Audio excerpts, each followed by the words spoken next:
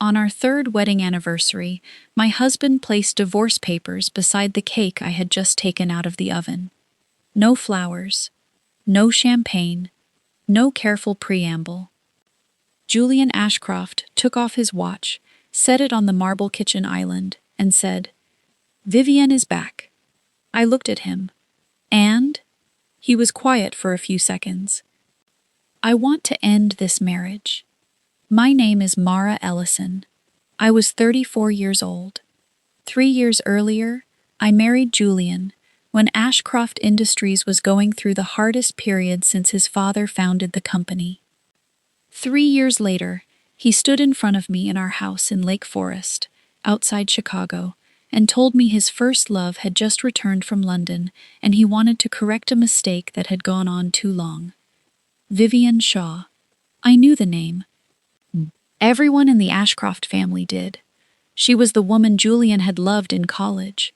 The woman who left Chicago just as his family company was close to breaching a covenant, a smart home device project had failed, and Ashcroft's private shares had become almost impossible to sell. 3 years earlier, Vivienne chose a banker in London. 3 years later, Ashcroft was listed on NASDAQ, Julian appeared on business magazine covers, and Vivienne came back. Julian said, "I plan to bring her onto the board advisory committee after this quarter." I looked at him. "Is she coming back to work, or coming back to be your wife?" Julian's expression tightened. "Mara, it's a fairly simple question." He pulled the papers closer to me. "I don't want to make this harder than it has to be." I looked at the first page. Petition for dissolution. Draft settlement terms. Lake Forest House. Julian keeps it. Downtown Chicago condo. Transferred to me. Cash equalization payment. $2.5 million. I waive claims to founder shares, executive equity awards, family trust interests, and rights arising from Ashcroft Industries. I did not keep reading immediately. Julian said, "The condo is enough for you to start over." What exactly am I starting over? Your life. My life? Don't turn wording into a game. I'm only asking. My phone buzzed. An encrypted email. Sender. North Star Meridian Partners. Executive Committee. Subject. Project Falcon. Funding decision required. I did not open it. Julian glanced at the screen but did not ask. For 3 years of marriage, he had treated emails like that as small investment consulting work I still did, to keep myself occupied. He knew I had once worked at North Star. He knew I still had an economic interest in the partnership. What he had never bothered to understand was, I was not a consultant. I was one of 4 managing partners at North Star Meridian, a private investment partnership managing capital for 3 family offices and several institutional co-investors. I led special situations and strategic capital. 3 years earlier, North Star was the firm that helped Ashcroft survive a refinancing gap. Not because I secretly slipped my own money into my husband's company. I could not do that. The transaction went through an investment committee. There was independent review. I disclosed the conflict. I did not vote in the final approval round, but I built the deal. I found the lender, negotiated terms, structured the bridge, connected Ashcroft with a supplier group in Wisconsin and a software partner in Austin. Julian knew North Star had invested. He simply did not know the woman sitting in his kitchen was the person who had built the structure that made the transaction possible. He never asked. Or maybe he asked in a different way. "You still doing those investment things?" I said, "Yes." He replied, "As long as it makes you happy." I once thought that was respect. Later, I understood it was indifference. The front door opened. My mother-in-law, Eleanor Ashcroft, walked in without knocking. Not for the first time. She looked at the papers on the counter, then at me. "Have you finished discussing everything?" I turned toward Julian. You called your mother? I want everything clear. Eleanor put an envelope on the counter. Inside was a cashier's check for $500,000. Mara, you don't have parents behind you. Take this and don't make everything uglier. I looked at the check. What is this? Goodwill. There's already $2.5 million in the draft. That's from Julian. And this? From me. I pushed the envelope back. No. Eleanor frowned. Don't be proud. I'm not. Vivian was born into a family suited to Julian. She understands this social circle. She understands boards. She knows how to stand beside a CEO. I asked, and how exactly have I been standing beside him? Her lips pressed together. You fulfilled your role well. Role. I looked at Julian. He did not correct her. My phone buzzed again. North Star.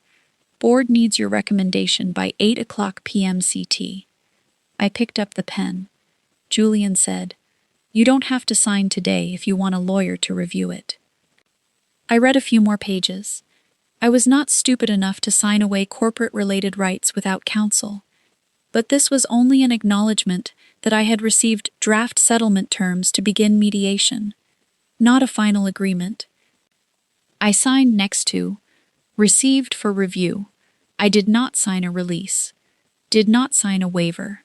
Only acknowledged receipt. Then I removed my wedding ring. Set it beside the papers. Julian looked at it. My lawyer will respond, he asked. Where are you going? A hotel tonight. You don't need to. I do. Eleanor said. You can move your things out this week. Vivian will use this house when she relocates to Chicago permanently. I looked at her, then at Julian. You already prepared a place for her here? Mara. Fine. I stood. I did not cry. Did not throw the cake. Did not tell them they would regret this. I picked up my laptop, my passport, and a small bag I had packed the week before, after discovering Julian had met Vivian in New York, while telling me he was attending an investor dinner in Boston. At the door, Julian called. Mara! I turned. I don't want this to become a war. Neither do I. Then don't make things difficult for Ashcroft. I looked at him for a few seconds. Your company has never needed me to make things difficult. What does that mean? Nothing. I left. A black Lincoln Navigator from North Star was waiting in the driveway. Not a Rolls-Royce. No chauffeur bowing and calling me chairwoman. Just the firm car taking me to our Chicago office because we had an evening meeting. The driver's name was Anthony. He opened the door. Miss Ellison, everyone is already on the line. I got in. Opened the Project Falcon email. North Star had to decide whether to continue the final tranche of a strategic capital package for Ashcroft. The original package had 3 parts. 1. A $75 million secured bridge facility from the North Star Credit Opportunities Fund. 2. A $120 million preferred equity investment made before Ashcroft's IPO. 3. A commitment of up to $200 million for supplier modernization, funded only against milestones and subject to investment committee approval for each tranche. About $82 million of that third commitment remained undrawn. The bridge matured in 90 days. Julian wanted North Star to extend it for 2 years so Ashcroft could complete a follow-on public offering of roughly $600 million. At the same time, Ashcroft's board was considering appointing Vivian Shaw to an advisory committee focused on international brand partnerships. North Star needed to decide whether to extend the bridge, whether to fund the next tranche, and whether to place an anchor order in the follow-on offering. Even before I married Julian, I had always recused myself from final votes involving Ashcroft. That night was no different. I was not allowed to use investor money to retaliate over a divorce. I entered the 26th floor conference room at North Star. The other 3 managing partners were already on video. General Counsel, Chief Risk Officer, 2 co-investor representatives. I put my bag down. The oldest managing partner, David Rourke, asked, "Any new conflict to disclose?" Yes. The room went quiet. Julian Ashcroft and I are beginning divorce proceedings. David nodded. Then you continue to recuse. Yes. We still need your investment view on operating risk, but the final recommendation will come from the independent committee. I understand. The chief risk officer opened the presentation. Ashcroft had grown. But free cash flow was below guidance. The supplier modernization plan was behind schedule. Working capital had stretched. The follow-on offering depended heavily on the bridge extension, and management was presenting an international expansion plan built on assumptions that were too optimistic. I looked at the data. None of it had anything to do with Vivian. None of it had anything to do with Julian leaving me. It was business. I asked, "Has bridge extension pricing been updated for current risk?" No. Is the undrawn commitment mandatory funding? General Counsel answered, "No, subject to milestones and committee approval. Anchor order? Non-binding indication only." I looked at David. "Then my recommendation is no recommendation." He frowned. "I have a personal conflict." "Yes, I'll answer factual questions. The committee should decide as if I don't exist." David nodded. 3 hours later, the committee decided not to fund the remaining $82 million until Ashcroft met revised milestones, not to commit as anchor investor in the follow-on offering, and to consider the bridge extension only with new pricing, stronger covenants, and independent board oversight. It was not pulling all the money. $200 million did not disappear from Ashcroft's account. North Star simply stopped acting like the automatic bridge Julian had always assumed would appear every time he reached the edge of the water. I left the office close to midnight. My phone showed 11 missed calls, 3 from Julian, 2 from Eleanor, 1 from Ashcroft's CFO, 5 from numbers I did not recognize. I did not call anyone back. The next morning, North Star sent formal notice to Ashcroft under the governing agreements. No automatic extension. No next tranche. New terms subject to full credit review. 14 minutes later, Julian called. I answered. "You did this?" I recused. "Don't play with words." I did not vote. North Star has never refused us. I am not North Star by myself. But you know them. "Yes. You can fix this." "Why should I?" Silence. I continued. "If Ashcroft is healthy enough, the committee will extend on appropriate terms. You know this timing kills the offering." "No. This timing tells the market the company's financing assumptions need to be reviewed. Mara, if you want to discuss the marriage, call my lawyer. I want to discuss North Star. Call the deal team." I hung up. For the first time in 3 years, Julian had to speak to North Star the way a CEO speaks to an investor, not through his wife. 3 days later, Ashcroft announced that it was postponing the follow-on offering, not an IPO. Ashcroft had already been public for nearly 2 years. The company had planned to issue additional shares to raise roughly $600 million for factory expansion, the acquisition of a logistics software company, and the refinancing of short-term debt.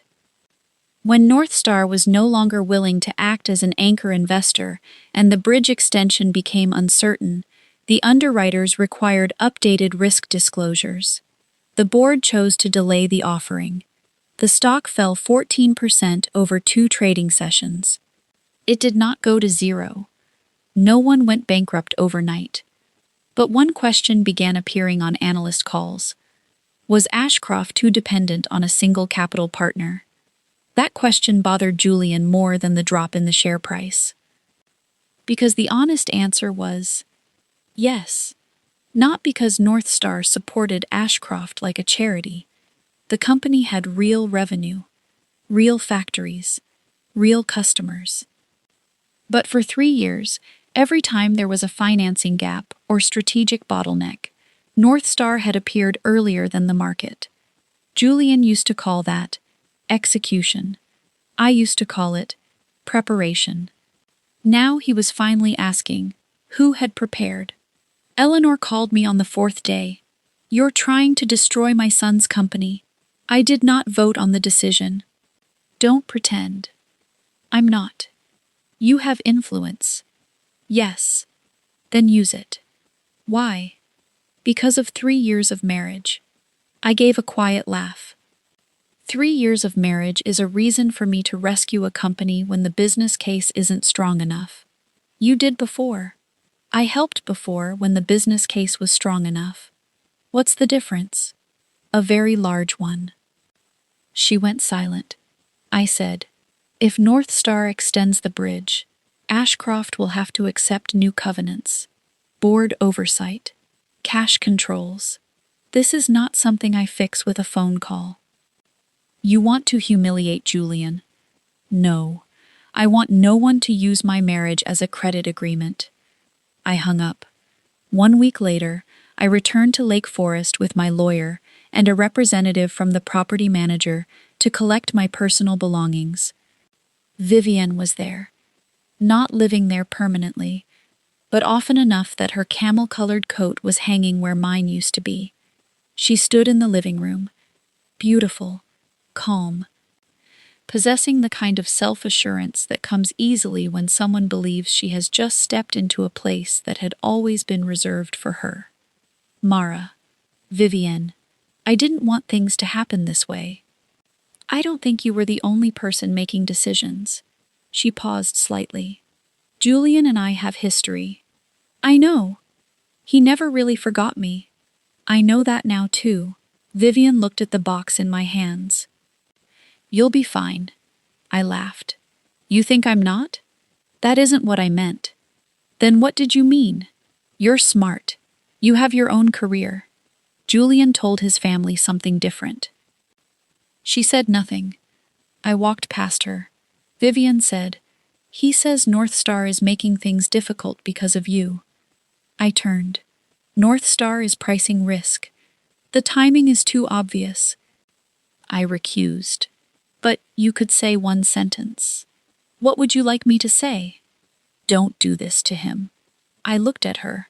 3 years earlier, when Julian was in real trouble, Vivian had left. I did not hate her for that. No one is obligated to stay with someone simply because he is struggling. But now she had returned and was asking me to keep supporting the same man who was pushing me out to make room for her. The irony was almost too clean. I have no obligation to support your boyfriend's stock price. Mara, I also have no obligation to destroy it. I'm simply not using personal influence to compensate for a business case that hasn't met its conditions. That is the difference. I went upstairs, collected clothes, personal records, photographs of my mother, a small box of foster care paperwork, and the cheap silver bracelet I had owned since I was 10. I grew up in the foster system in Illinois. My biological mother died when I was 3. There was no father listed on my birth certificate. I moved through 2 foster homes before an older couple named the Ellisons adopted me when I was 8.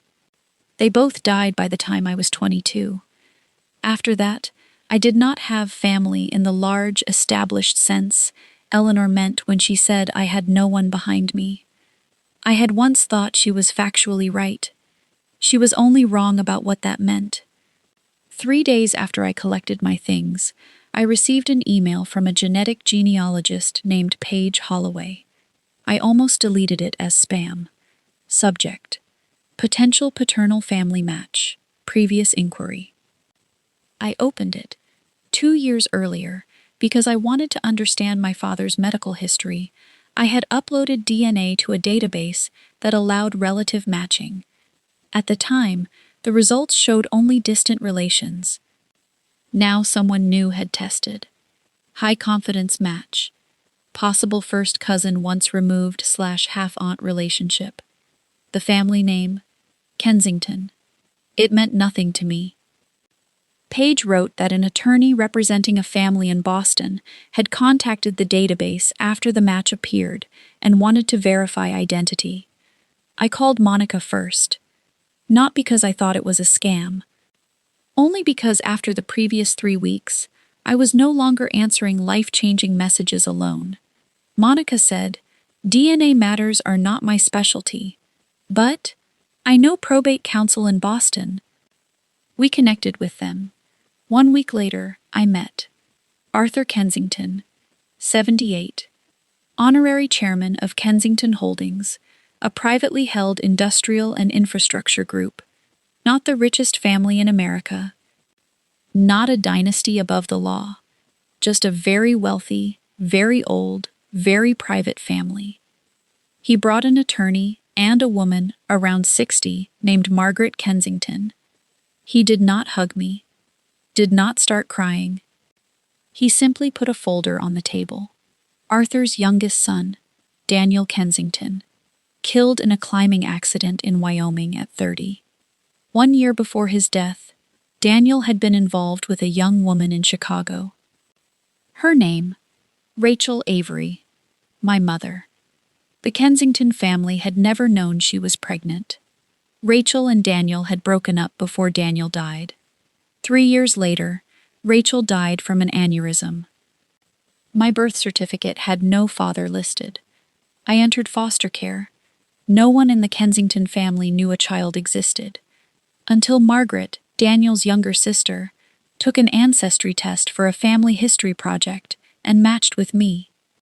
A separate independent laboratory later confirmed Margaret was my biological aunt, with a relationship probability above 99.9%.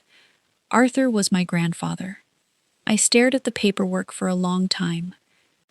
Arthur said, "I did not know you existed. I believe you. If I had known, I don't need you to tell me what you would have done 30 years ago." He stopped. I said, "We cannot repair 30 years with one sentence." Arthur nodded. "Fair." Margaret looked at me. "Would you like to meet the rest of the family?" "I don't know yet." "That's okay." Arthur pushed an envelope toward me. "I don't want you to think this is money buying a relationship." I did not open it. "Then don't give me money the first time we meet."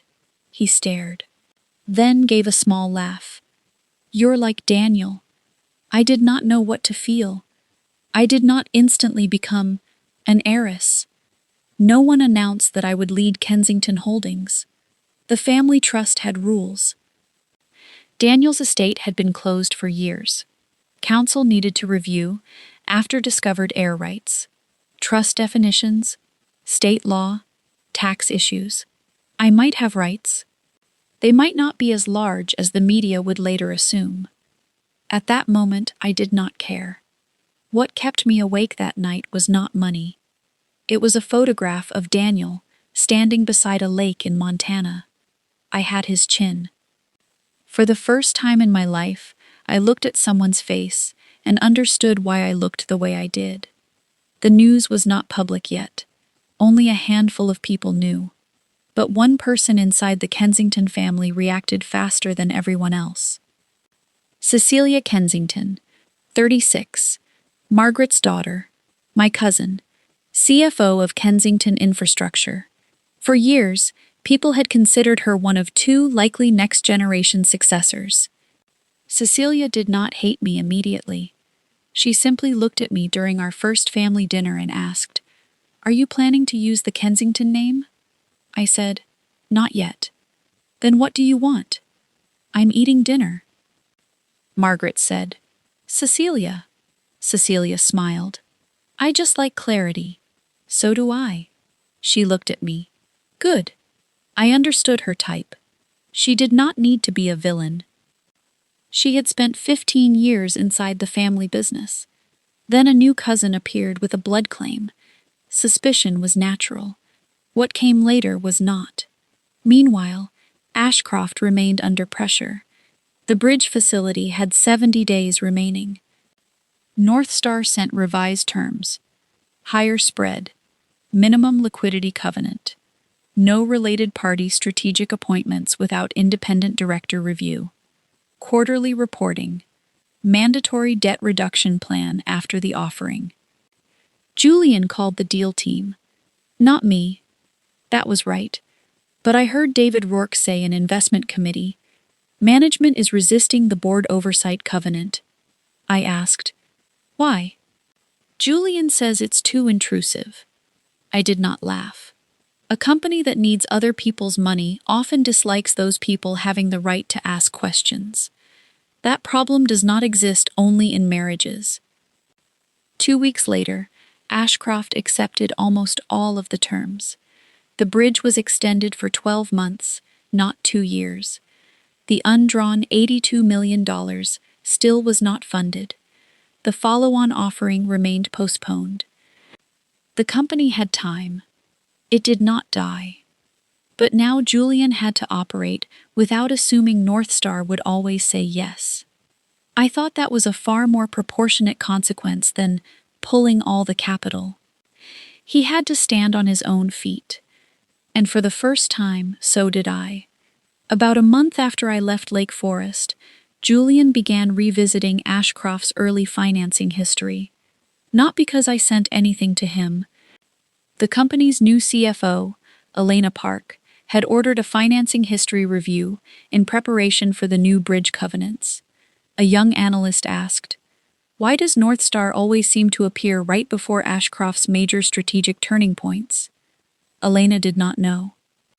So she pulled board minutes, credit memoranda, supplier development agreements, old investment committee materials Ashcroft had retained as counterparty records, emails from 3 years earlier. My name did not appear on everything, but it appeared enough. M. Ellison, Special Situations, North Star Meridian. One email from David Rourke to Julian, 3 years earlier, read, Mara has completed the preliminary operating risk review. Our committee is willing to proceed if the revised cash plan is adopted. Julian had received that email. He had read it. Had he assumed Mara was another North Star analyst who happened to share my name? No. He knew it was me. What was more embarrassing was, he knew I was involved. He had simply filed involved in his mind as helping with a few memos. He had never asked how much I had actually done. Another board package included Supplier Stabilization Working Group, prepared by Mara Ellison, North Star Meridian, a risk map, a note on the software partner in Austin, a financing model, an email from Julian replying, thanks, great work. 3 years earlier, he had thanked me professionally by email, then come home and asked, what did you do today? I said, deal work. He replied, don't work too hard. Then we ate dinner.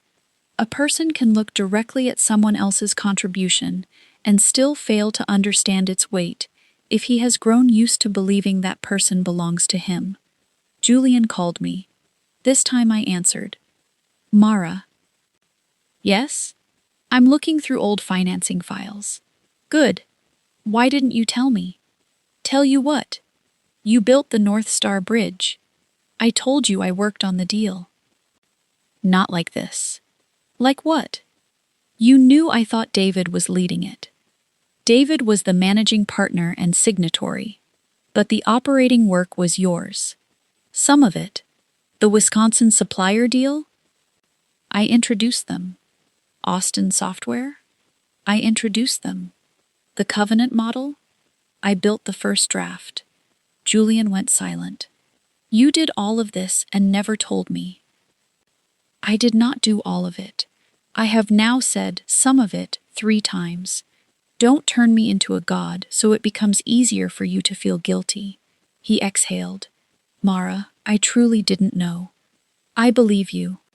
You're not angry? I was. And now?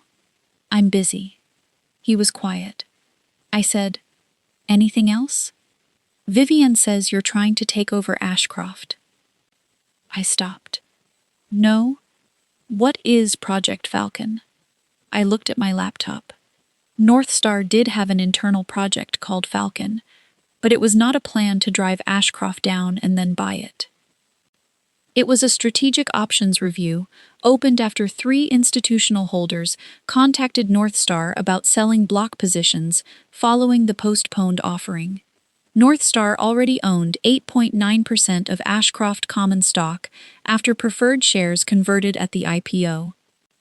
If we bought more, we would need to file Schedule 13D if our intent changed to active ownership, disclose beneficial ownership, comply with Section 13T, follow tender offer rules if we made a tender offer, and establish an independent committee because I had a personal conflict. Project Falcon was simply asking, should North Star increase its position and pursue board representation? I said, North Star is reviewing strategic options. For Ashcroft, the deal team will speak to the company if there is anything the company needs to know. Mara, I cannot share non-public investment deliberations. You're my wife. Not anymore. Silence. There are sentences you wait 3 years to say. When you finally get to say them, they rarely taste as sweet as you imagined. 1 week later, Vivian was appointed to an Ashcroft advisory committee, not the board. Independent directors would not approve a board seat while the financing review was still underway, but she got a title, International Brand Advisor. Eleanor hosted a dinner. A photographer captured Vivian and Julian arriving together. A lifestyle column wrote, Old love returns as Ashcroft enters new chapter. The next day, the same column included, sources say Julian's estranged wife, a former foster child with limited family ties, may seek an aggressive financial settlement despite minimal role in Ashcroft. I read it. I did not need a forensic team to guess who wanted that narrative circulating, but I did not respond publicly. Monica, my divorce lawyer, sent a correction request, limited to factual errors. I had independently owned North Star partnership interests and disclosed investment assets. I did not have minimal financial history. We did not describe the deals, did not mention the DNA, only corrected what was false. 2 days later, Eleanor called. Mara, that press story did not come from me. I didn't ask. Vivian says it wasn't her either. I didn't ask that either. Are you always like this? Like what? Cold. I just don't argue against accusations I haven't made. She went quiet. Then her voice changed. North Star just filed a 13D. Yes. North Star's independent committee had decided to shift its posture from passive ownership to active ownership. Reasons: valuation decline, balance sheet changes, institutional holders seeking secondary liquidity, and the need for governance reform to rebuild confidence. North Star bought a negotiated block from 2 funds exiting their positions. Ownership increased from 8.9% to 14.6%. The Schedule 13D publicly stated, North Star may engage with the issuer regarding capital allocation, governance, board composition, and strategic alternatives. Beneficial owners and GP structures were disclosed as required. My name appeared in the filing as a managing partner of the GP. There was nothing left for Julian to not know. The filing hit at 6 in the morning. Julian called at 6:14. Managing partner? Yes. How long? 8 years. Before we got married? Yes. I thought you were a principal, not a managing partner. I never told you I wasn't. You also never made it clear. I did. When? When we first started dating, you asked my title. I said, I run special situations with 3 partners. Julian went silent. I remembered it clearly. He had replied, sounds intense. then asked whether I wanted to go to Napa that weekend. I had not hidden anything. He simply had not retained information that did not orbit his life. Julian asked, "North Star wants board seats? The committee wants to talk. Will you go on the board? No one has decided that. You want my company?" I answered, "Julian, Ashcroft is not a car in the divorce for me to want or not want. It is a public company. If North Star increases ownership, there will be filings. If there is a tender offer, there will be offer documents. If the board changes, shareholders vote. There is no secret room where I take your company because you divorced me." He went quiet. "I wish you had explained things this way when we were married." "I did." I hung up. Around the same time, the Kensington story began to leak. Not from me. A Boston financial blogger posted, "Kensington family investigating previously unknown descendant of late Daniel Kensington." No name. One day later, another outlet identified me. Mara Ellison, managing partner at North Star Meridian and estranged wife of Ashcroft CEO. I was in a meeting when Margaret called. "Cecilia says it wasn't her." I didn't accuse her. Arthur is furious. He should calm down. How are you calm? I don't like it. But DNA does not change because of a headline. Kensington Council issued a very short statement. The family is reviewing a private genealogical matter. No succession decisions have been made. That was accurate. Cecilia called me directly. I didn't leak it. "Okay. You believe me? I don't have evidence otherwise. You really do talk like a lawyer." "Risk." Cecilia exhaled. "The press is saying you're going to take my seat." "I don't have a job at Kensington.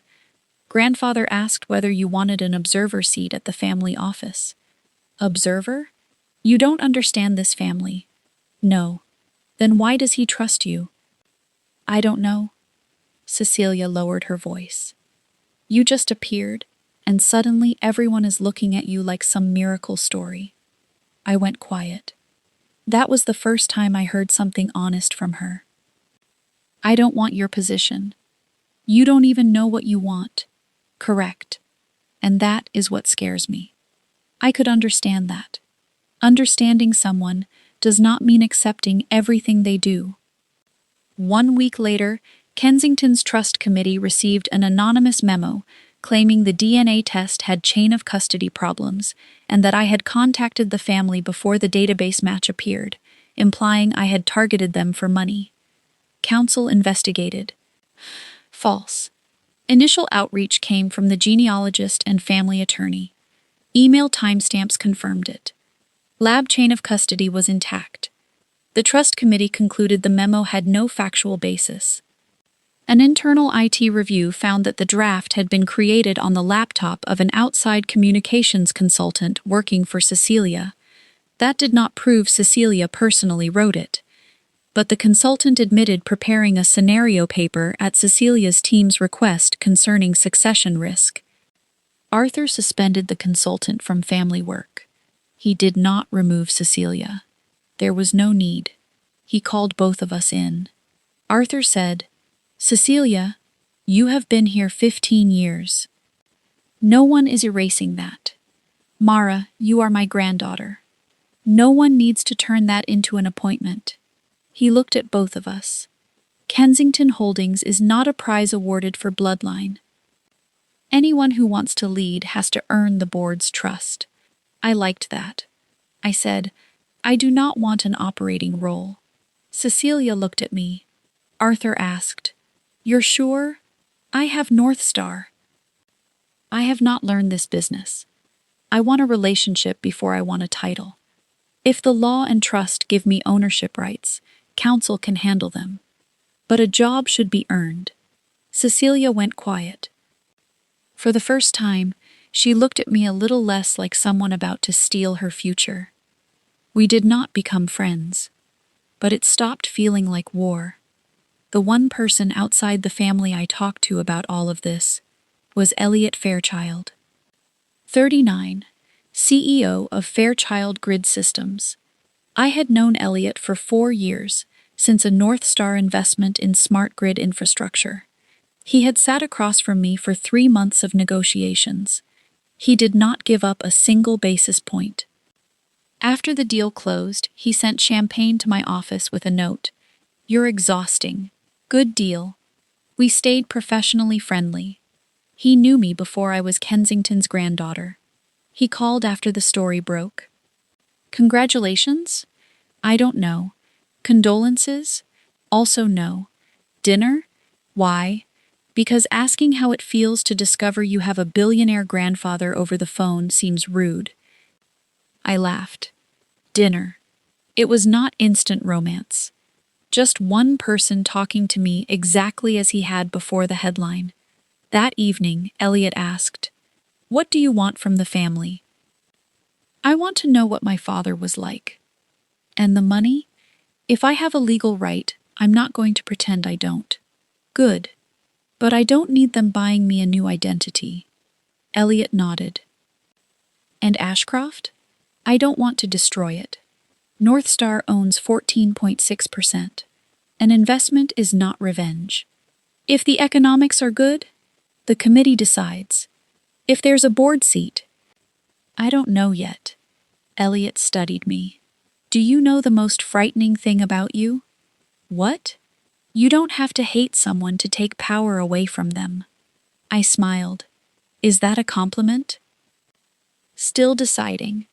For the first time in weeks, I finished dinner. 2 months later, North Star increased its ownership of Ashcroft to 22.4%. Not by secretly accumulating shares. One pension fund wanted to reduce exposure.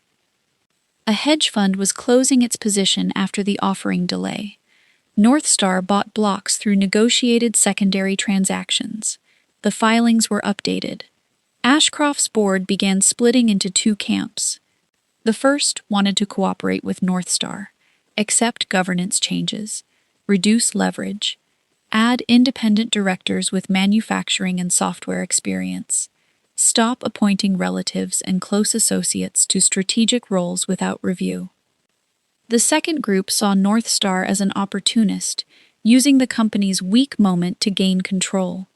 Julian stood in the middle.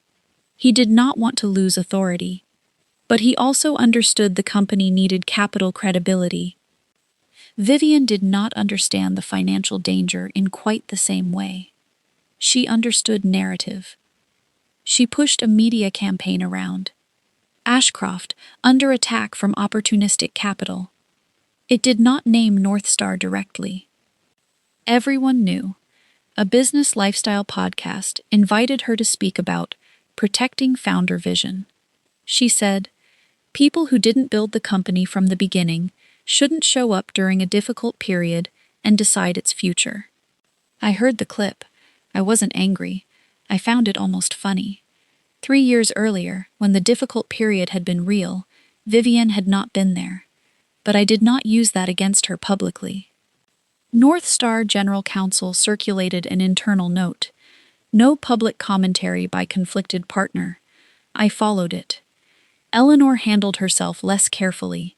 She told a reporter, "The Ashcroft family does not need outsiders teaching us how to run our company."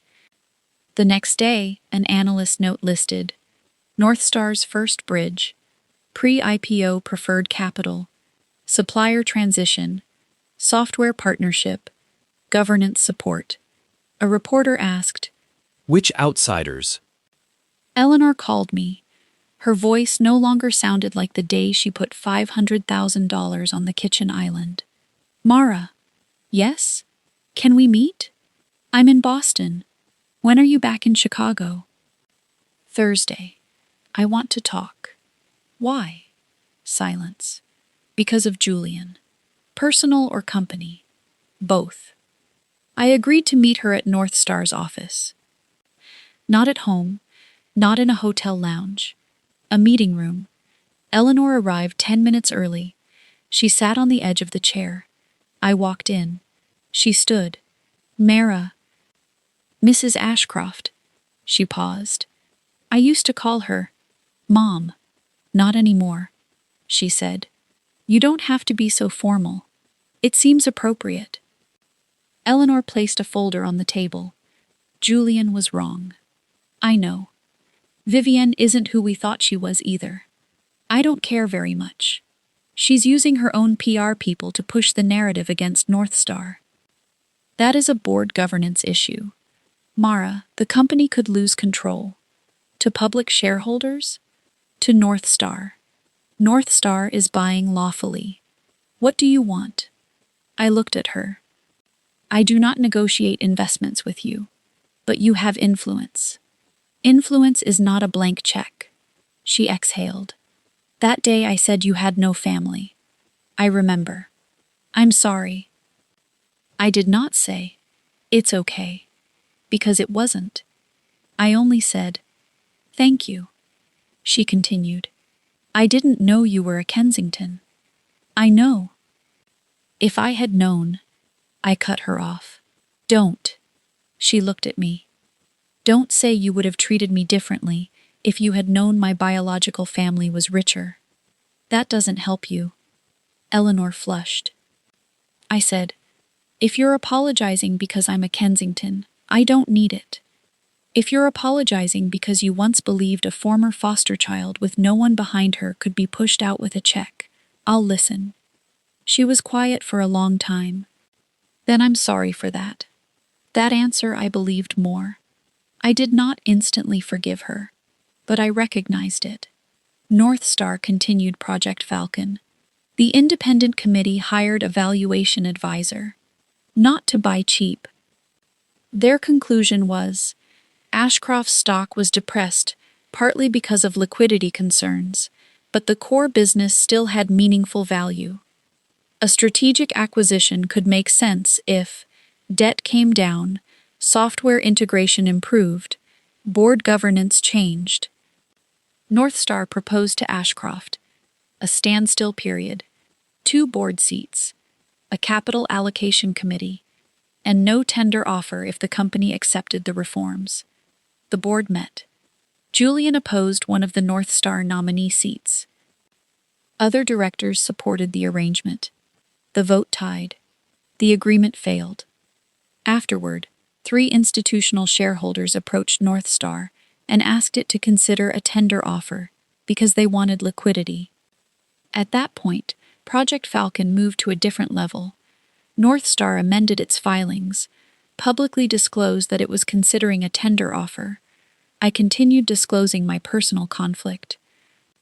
The independent committee determined valuation and pricing. I did not vote on price. The final offer, purchase up to an additional 18% of outstanding shares at a 21% premium to the unaffected trading average. No coercion. Shareholders chose whether to tender. Ashcroft formed a special committee to evaluate the offer. The company could recommend acceptance or rejection. No suppliers were threatened. No bank received a call from me. There was no market manipulation, only a public process. Vivienne reacted the most aggressively. She gave reporters a document claiming North Star had planned the takeover before the divorce. The document showed a Project Falcon date 3 weeks before I left the house. If authentic, the narrative would have been ugly. It could make it appear that I used marital knowledge to plan an acquisition. North Star Legal immediately issued preservation instructions. The document was sent anonymously to 2 reporters. Metadata from the copy 1 reporter, provided counsel showed, the file had been exported from an internal Ashcroft Strategy Office PDF. But the date had been changed. The original North Star project open date. After the offering was postponed, and institutional holders contacted the firm. The leaked version, 3 weeks earlier. No FBI raid. No police showing up during a live stream. Ashcroft's internal review traced the file to a PR contractor Vivienne had retained.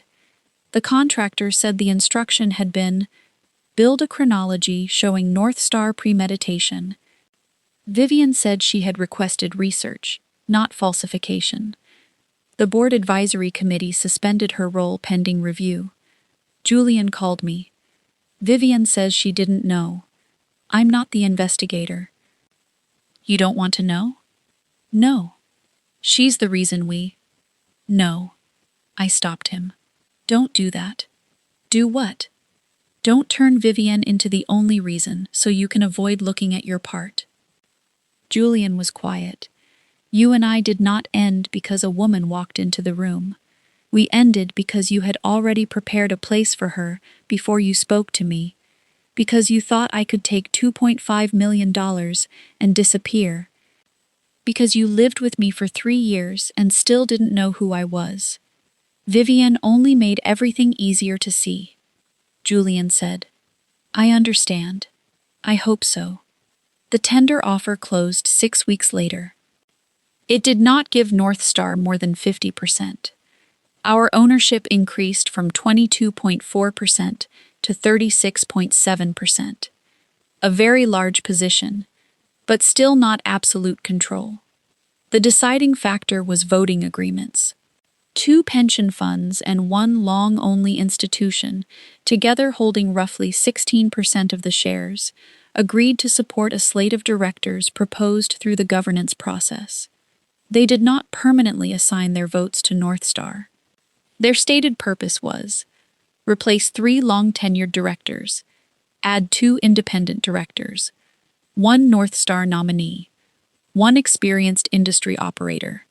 The coalition's voting support exceeded 50% for the special meeting. That was how the board changed. Not because 36.7% automatically made me chair. The special meeting took place in Chicago. I sat in the front row with David Rourke and counsel. Julian sat at the management table.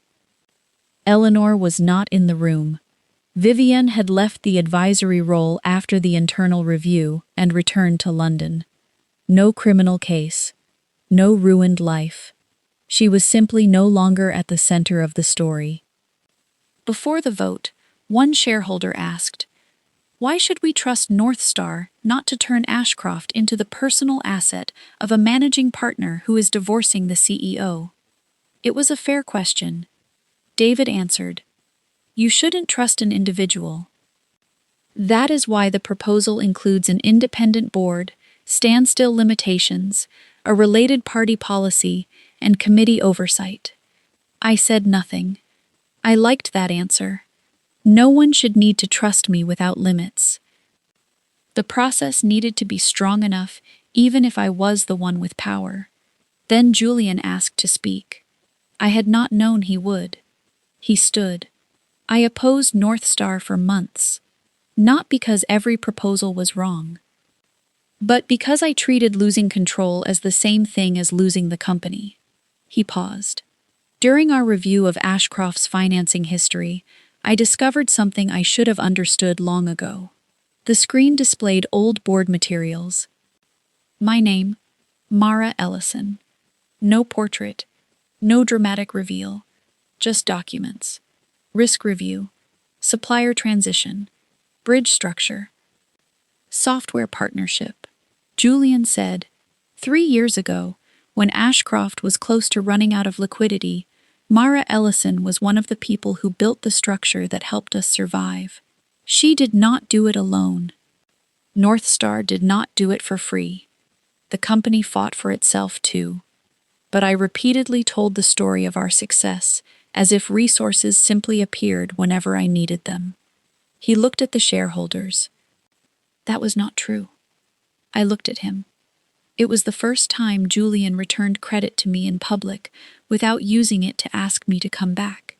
He continued, I still disagree with some of North Star's proposals.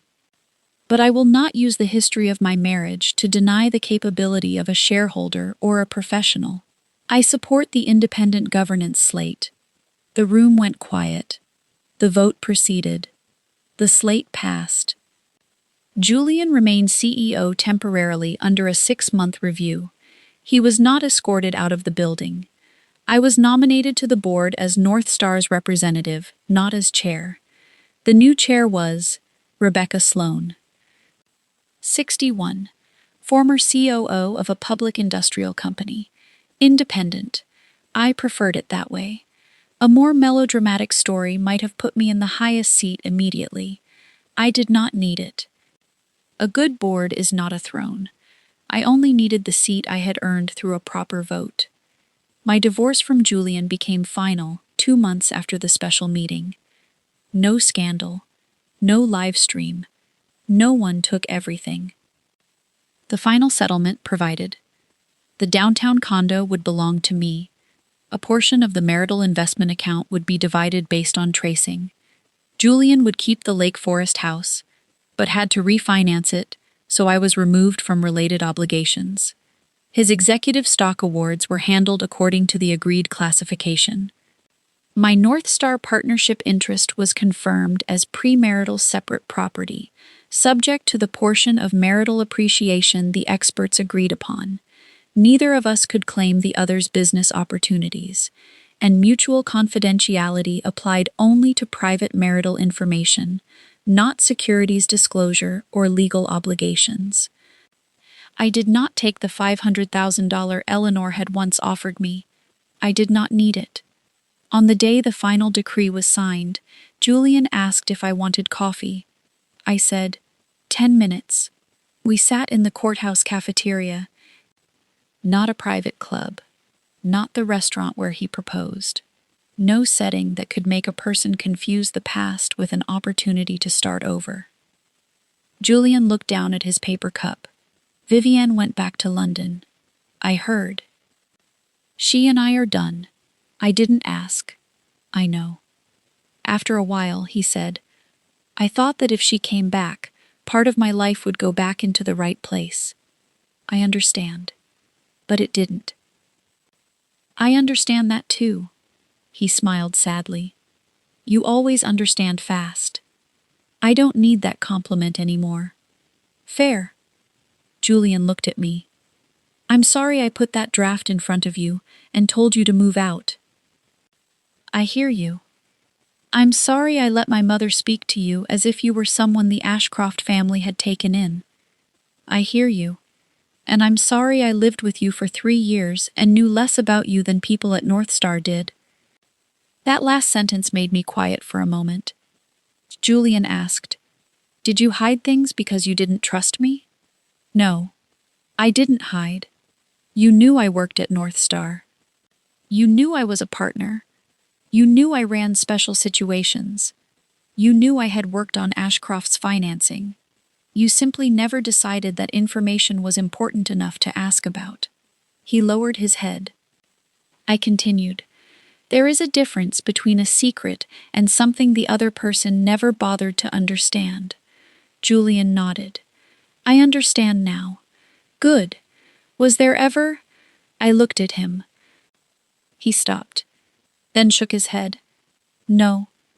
This time he abandoned the question himself. I appreciated that. We stood. No hug. No promise to see each other again. Julian returned to Ashcroft as CEO during the board review period.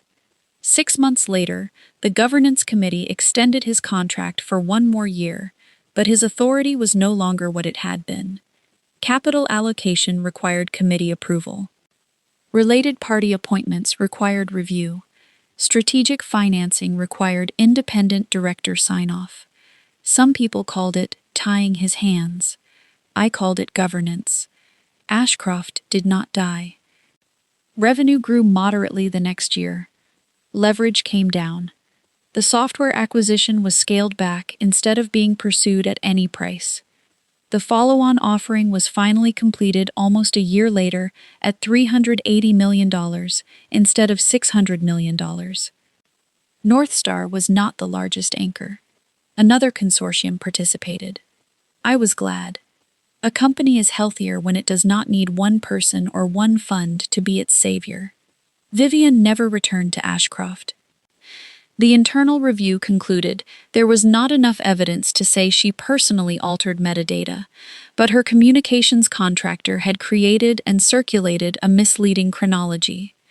The board terminated the advisory engagement. She returned to London and joined a luxury brand. I did not follow what happened after that.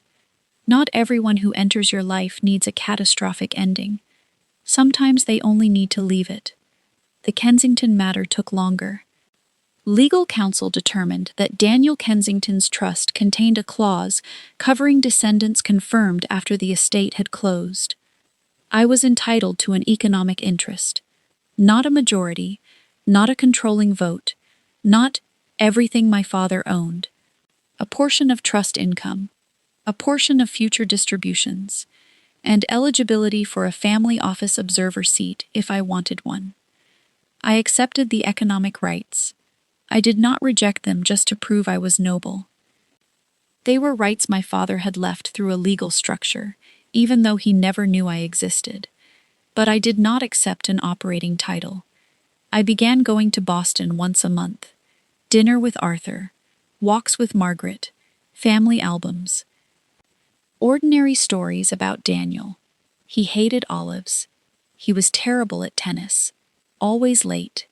Once drove overnight from Boston to Chicago for a concert. And at 27, had a habit of calling his sister at 2 in the morning to ask absurd philosophical questions.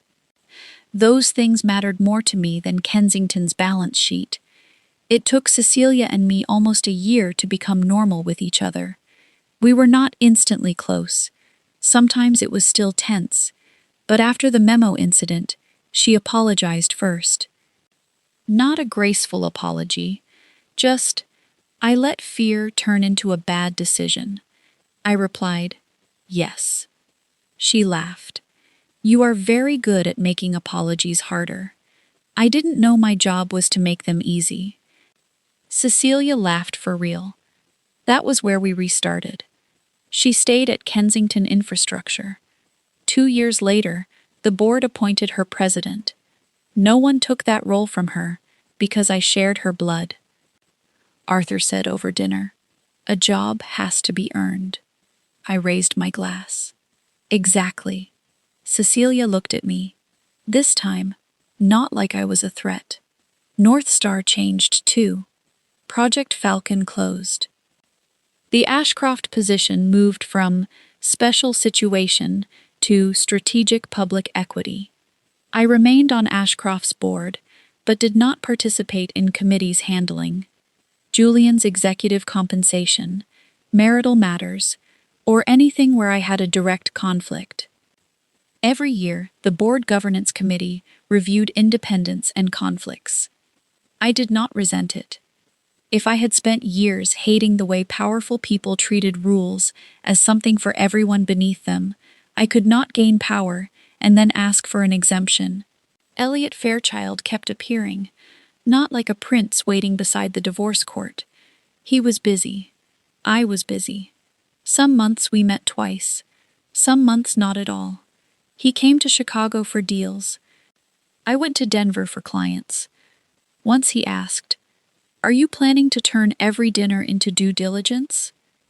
I'm assessing risk. Result? Mixed. That hurts. You'll survive. We did not call what we had dating until a year after the divorce. No press release. No family announcement. Arthur figured it out when he saw Elliot take my coat at dinner.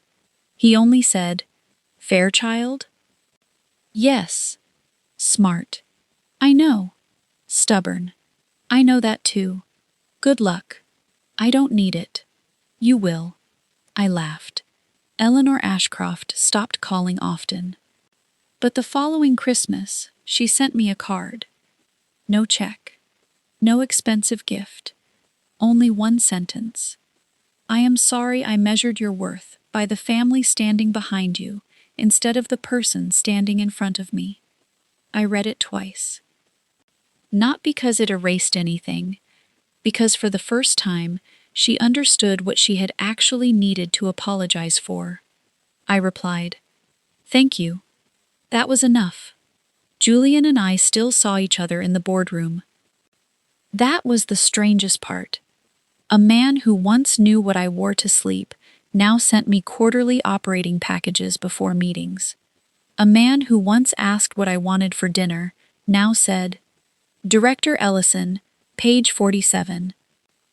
At first it was awkward. Then it became normal. In one meeting, management proposed an acquisition I thought was overpriced. Julian disagreed. We argued for 15 minutes. No one mentioned our marriage. The independent directors requested more diligence. 2 weeks later, new data showed Julian had been right about part of it. The target had better operating synergies than North Star's model had assumed. I said in the meeting, Julian is right on operating synergy. I still think the purchase price is too high. He smiled. I'll take half a win. I smiled too. That was when I understood closure does not always mean never seeing someone again. Sometimes closure means seeing them and realizing they no longer have the power to define you.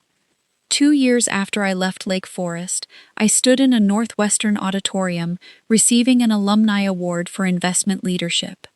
Not the biggest award in the world. But my adoptive mother had once dreamed of seeing me graduate from college. If she had still been alive, she would have liked it. Arthur sat in the third row. Margaret beside him. Cecilia flew in from Boston. Elliot sat at the end because he was late. None of them had rescued me into that room. But for the first time, I had an entire row of people who had come because of me. After the ceremony, Elliot handed me a small box. I looked at it. No. He laughed. You don't even know what's inside. If it's a ring, no. Deeply insulting. He opened it. A fountain pen. Black. Engraved on the barrel. Mara Ellison. Not Kensington.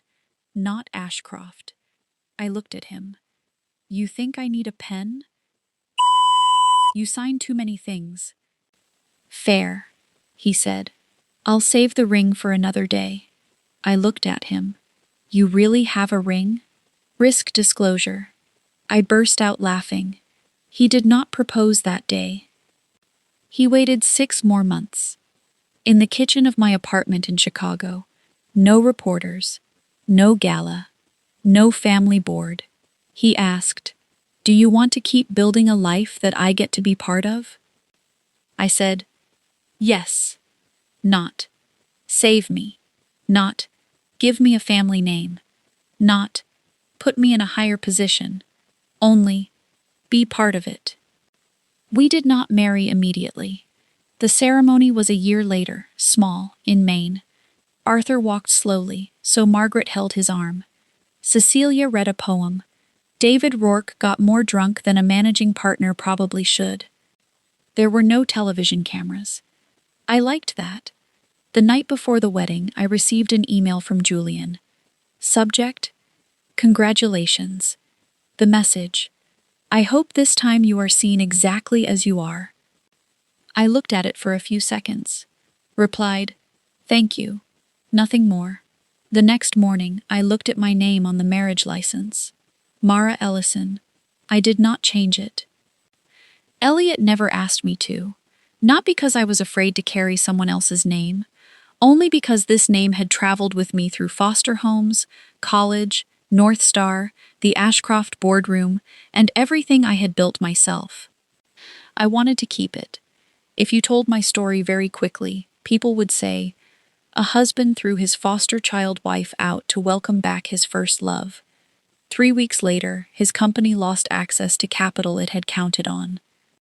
A few months later, everyone discovered she was the managing partner of the investment firm that had once helped save the company. Then she found the wealthy biological family she never knew existed. Eventually, she became a major shareholder in her ex-husband's company and stepped into a better life. It sounds like revenge. But the most important part was not that Ashcroft needed North Star. It was not the Kensington DNA. It was not the tender offer. It was not even Eleanor coming to my office to apologize. The most important part was this. The day Julian put those divorce papers in front of me, he thought I would collapse because I was being pushed out of the Ashcroft house. And in one small part of myself, I had been afraid of that too. Not because I had no money, because 3 years inside a family with a famous name had made me forget what it felt like to stand outside a door and not need anyone to open it for me. Then I remembered. I was Mara Ellison before I met Julian. I built deals before I married him. I survived foster care before I ever heard the name Kensington. I could accept a biological family without turning them into the source of my value. I could love Elliot without turning him into shelter. And I could sit in Ashcroft's boardroom without needing Julian's regret to prove I had won. 3 years earlier, I helped a company survive. 2 years after the divorce, I learned something harder: not to turn someone else's need for me into proof that I had value. My value existed before Julian recognized it, before Arthur found me, before North Star filed a 13D, before anyone called me partner, director, granddaughter, or wife. I closed my laptop after the final board meeting of the year. Snow covered Chicago outside the glass. My phone showed a message from Elliot. Dinner at 7. Please do not schedule a capital allocation debate over dessert. I replied, "No promises." He sent, "Terrifying." I laughed. Then I noticed a new email from Ashcroft. Subject: Supplier Modernization. Phase 2 Approval. 3 years earlier, I might have handled something like that quietly, so Julian could believe things simply worked. Now it came through board process. The right person, the right role, the right disclosure. I opened the file. I did not need anyone to know I had once been the wife pushed out of a house in Lake Forest. I did not need anyone to remember Eleanor once offered me $500,000 to disappear. I did not need Julian to see me happy. I only needed things to stand in the right place. Company is company. Investment is investment. Family is family. Love is love. And I, finally, was no longer a supporting character in anyone else's story.